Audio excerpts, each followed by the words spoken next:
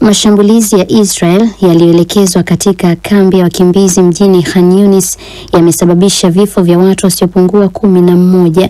Msemaji wa idara ya ulinzi wa raia ya Gaza amesema mapema leo kuwa watu 8 wa familia moja, wakiwemo watoto wawili wenye umri wa mwaka mmoja na mtoto wa mwezi mmoja, ni kati ya waliouawa. Jeshi la Israel halikutoa jibu la haraka lilipotakiwa na shirika la habari la AFP kulizungumzia shambulio hilo. Wakati huo huo, waasi wa Kihuthi wanaoungwa mkono na Iran wamefanya shambulio la roketi dhidi ya Israel Jumamosi kama sehemu ya kampeni yao ya kuonesha mshikamano na kundi la Hamas la Palestina lililo kwenye mzozo na Israel. Jeshi la Israel limeripoti kuwa lilifanikiwa kulizuia kombora kutoka Yemen lililorushwa na waasi hao. Kiev. Urusi imeishambulia Ukraine kwa droni 183 usiku wa kuamkia leo Jumamosi. Jeshi la anga la Ukraine limesema limefanikiwa kuzidungua droni 77 kati ya hizo, wakati nyingine 77 zilipoteza mwelekeo. Kutokana na mashambulizi hayo, watu 47 wamejeruhiwa katika mji wa Kharkiv. Meya wa mji huo Ihor Terekov amesema droni zilishambulia maeneo 12 ya mji huo Ijumaa jioni na kuharibu pia makazi ya watu, miundombinu na magari kadhaa. Kwa upande wake, Urusi kupitia wizara yake ya ulinzi imesema imezidungua droni 170 za Ukraine usiku wa kuamkia leo. Mifumo yake ya ulinzi ilifanikiwa pia kuyazuia makombora 11. Watu 5 wamejeruhiwa wakati mji wa bandari wa Novorossiysk katika mji wa bandari wa Novorossiysk wakiwemo watoto wawili. Meya wa eneo hilo ametangaza hali ya hatari kutokana na mashambulizi hayo. Khartoum. Watu 27 wameuawa baada ya kundi la wapiganaji wa vikosi vya RSF linaloongozwa na Jenerali Mohamed Hamdan Daglo kuteka mji wa kimkakati wa Ennahud nchini Sudan. Mji huo ni kituo muhimu kusini mwa jimbo la Kordofan Magharibi unaotumiwa na jeshi kuwapeleka wanajeshi Darfur magharibi mwa Sudan. Kwa mujibu wa shirika la kufuatilia haki za binadamu la Emergency Lawyers, wapiganaji wa RSF waliwakamata raia hao na kuwaua likiwashutumu kushirikiana na jeshi la Sudan. Jana Ijumaa, kundi hilo lilisema kuwa wapiganaji wake wameuteka pia mji wa El Khoi ulio umbali wa kilomita 100 kutoka Ennahud. Watu walioshuhudia wanasema wanajeshi waliondoka kwenye eneo hilo na kuelekea katika mji mkuu wa jimbo la Kordofan Kaskazini. New Delhi. India imezipiga marufuku bidhaa zinazoingizwa nchini humo kutoka au kupitia Pakistan.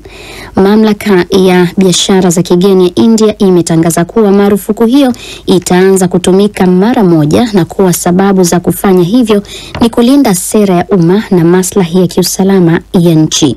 India imechukua hatua hiyo wakati nchi hizo mbili zikikabiliwa na mivutano iliyochochewa zaidi na shambulio baya katika jimbo la Kashmir zinaloligombea.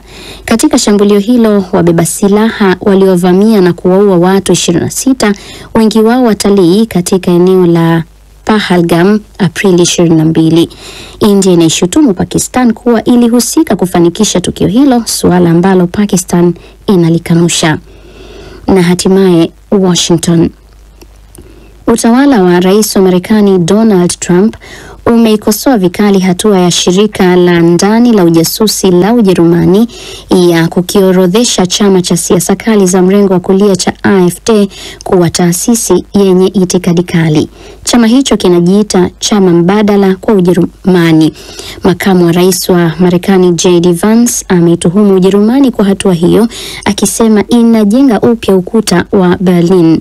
Naye waziri wa mambo ya kigeni wa Marekani Marco Rubio amesema si demokrasia kwa shirika la ndani la ujasusi la Ujerumani kupewa nguvu ya kukifuatilia kwa karibu chama hicho cha upinzani. Kitendo cha AfD kuwekwa kwenye orodha ya taasisi zenye itikadi kali kama ilivyotangazwa jana Ijumaa kitazirahisishia mamlaka za Ujerumani kutumia njia za siri kama vile kuwapenyeza watu wake katika kukichunguza na kufuatilia mawasiliano yake. Na msikilizaji, huo ndio mwisho wa taarifa ya habari kutoka idhaa ya Kiswahili ya DW mjini Bonn. DW. Maoni. Naam, hujambo na karibu msikilizaji kwenye maoni mbele ya meza ya duara. Na wiki hii tunauangalia utawala wa Rais Donald Trump ambao umetimiza siku 100 tangu aingie madarakani. Na baada ya siku hizo 100 madarakani, tathmini ya Rais Trump inatofautiana sana na mitazamo ya wataalamu wengi. Yeye mwenyewe anasema miezi yake ya kwanza madarakani imekuwa ya mafanikio, lakini wataalamu wengi wameshangazwa na yale ambayo ameyafanya hadi sasa. Kwa mfano, hakuna rais aliyemtangulia nchini Marekani aliyewahi kutumia mamlaka ya rais kutia saini amri nyingi kama alivyofanya Trump. Kiongozi huyo ametia saini sera kali juu ya uhamiaji, ameamuru kukata bajeti ya elimu na ya serikali kuu na hata kuvunja mashirika kadhaa ya serikali. Wakosoaji wanamshutumu rais huyo kwa kuutumbukiza uchumi wa dunia katika hali ya sintofahamu kutokana na uamuzi wake wa kuzitoza ushuru mkubwa bidhaa kutoka nje na hata kwa nchi washirika wa Marekani. Sera ya nje ya Trump ni ya ugeugeu. Anataka kuinyakua Canada, anautaka mfereji wa Panama, kisiwa cha Greenland, na anazungumzia pia juu ya kuwatimua wa Palestina kutoka ukanda wa Gaza. Trump pia haelewani vizuri na washirika wake wa jumuiya ya NATO. Ameahidi kuvimaliza vita kati ya Urusi na Ukraine na kutatua mgogoro wa nyuklia wa Iran. Hata hivyo, hajafika mbali katika ahadi hizo. Tukiangalia ndani ya Marekani, Trump anauhujumu mfumo wa ugatuzi wa mamlaka kati ya dola, bunge na mahakama. Wachambuzi wanasema sera yake ya Marekani kwanza sasa imegeuka kuwa Marekani mwisho. Je, wataalamu wetu kwenye meza hii ya duara wanasema nini juu ya siku 100 tangu Rais Trump arejee madarakani nchini Marekani?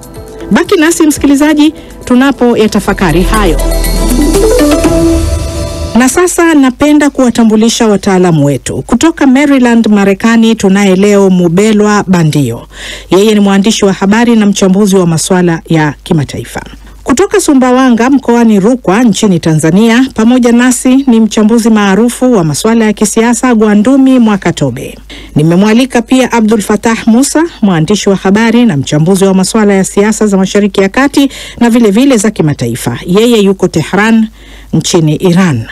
Na kutoka hapa jijini Bonn nimebahatika kumpata Abdu Mtulia, mwandishi wa habari mstaafu wa DW, naye pia ni mchambuzi wa masuala ya siasa za Ulaya na pia za kimataifa. Msikilizaji, mimi ni mwenyekiti wako leo hii. Naitwa Zainab Aziz kutoka hapa DW Bonn.